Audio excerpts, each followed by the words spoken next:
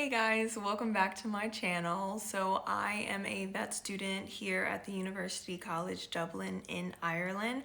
I am currently in my third year, so I am a junior. The program requires both a mixture of clinical and preclinical skills and experience that they want you to get outside of the classroom. So between your freshman and your sophomore year, you are required to get 12 weeks of preclinical skills. So this is the time where the school actually wants you to really focus on the handling aspect of animals.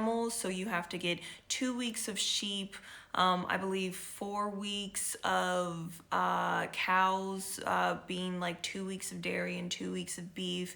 You're also required to do like 2 weeks of equine, and then you can also sprinkle in some other stuff that you kind of want to do on your own that is not necessarily like required that you do these specific animals, but you can.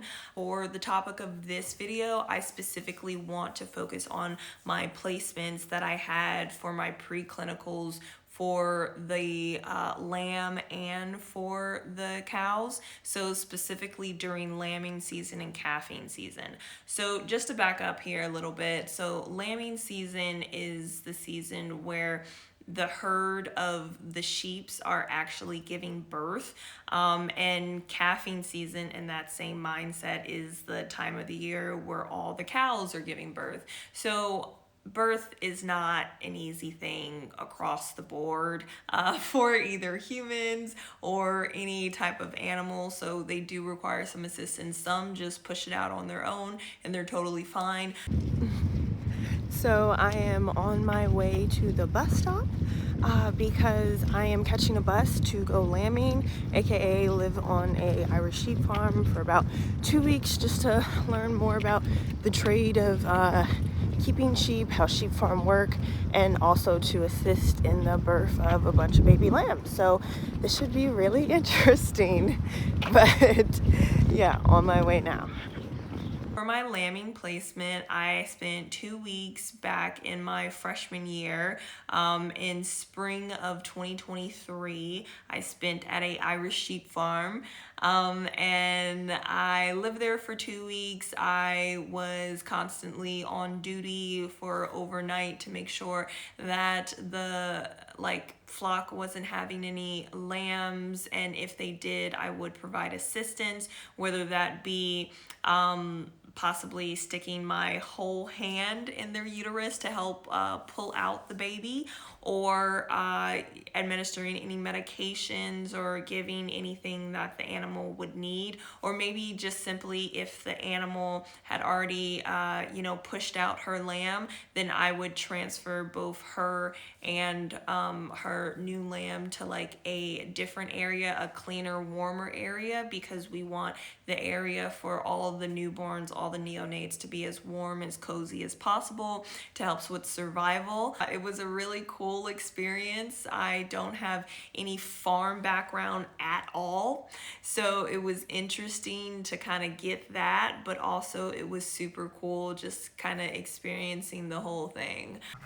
Okay, well, this is officially the end of my lambing. Yeah, lambing experience was good. I am tired. I'm very tired. My sleep schedule doesn't exist, or it's just very bad. But overall, I learned a lot. I had a good time. I got to meet all these beautiful little lambs. This is Blackie. I have named her Blackie because, well, you know, she's black and I like her. So yeah, glad I did this. Lambing was good in 2023. So tick that box. And yeah, okay. Say bye, Blackie. Bye. Calving. So as previously stated, calving is for cattle. So I got 2 weeks of dairy calving and then 2 weeks of beef calving.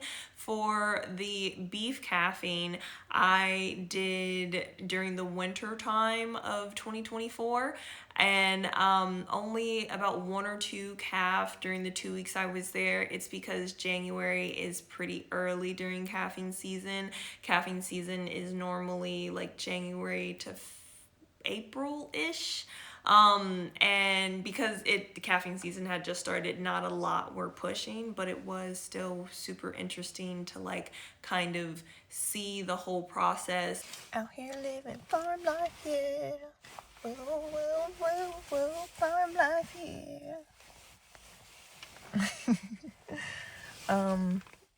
Yeah, at a beef farm. Well, not right now. Currently, we're running errands, but I've been at a beef farm for a couple of days now. It's good. It's good. I'm learning how to properly run a beef farm, and then also how to take care of them and their calving too. So I saw at least 2 calf. I named one Coral from The Walking Dead. So overall, it's been good here. It's been good. I did get to see some calves that were born that didn't necessarily make it. Nothing to do with the management of like the mom or the farm whatsoever. It's just, unfortunately, like in real life, not all of the neonates make it. So when it comes to dairy farms do have a lot more calves than beef farms. It's because beef farms are mainly used to fatten them up and to slaughter for food. But for dairy, you want to produce milk as much as possible all year round long. So if beef mainly has a certain season, dairy can pretty much be all year round because you want milk all year round so you can like sell it off. So it's pasteurized and then it's in all of the grocery stores that you see when you're home. All of those, they actually ended up pushing them out on their own and they didn't need assistance. So it was more like just watching them. And again, similar to the sheeps, once the cow has produced her calf, we do move her over to a warmer area like inside the shed, again just giving the neonates the best possible opportunity just to survive. A few days after she gives birth to her calf, she is separated from the calf, and then the calf goes to live with all the other calves on the farm. Basically, they're in this whole pen together by themselves. They are given milk twice a day. Some farms do it a little bit more, but it just depends farm to farm.